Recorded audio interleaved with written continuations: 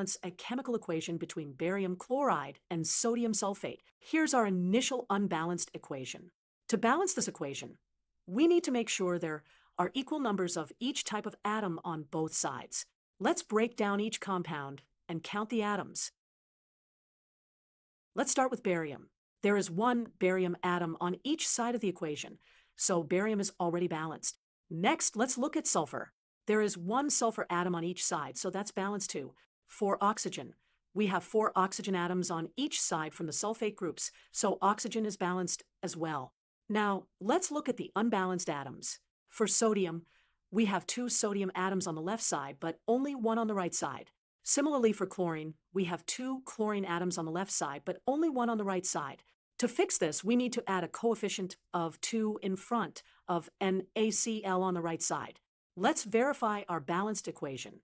Now we have 1 barium atom on each side, 2 chlorine atoms on each side, 2 sodium atoms on each side, 1 sulfur atom on each side for oxygen atoms on each side. Therefore, our final balanced equation is barium chloride plus sodium sulfate yields barium sulfate plus 2 sodium chloride. This equation is now balanced with equal numbers of each type of atom on both sides.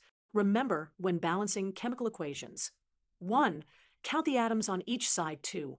Add coefficients to make the numbers match. 3. Verify that all atoms are balanced.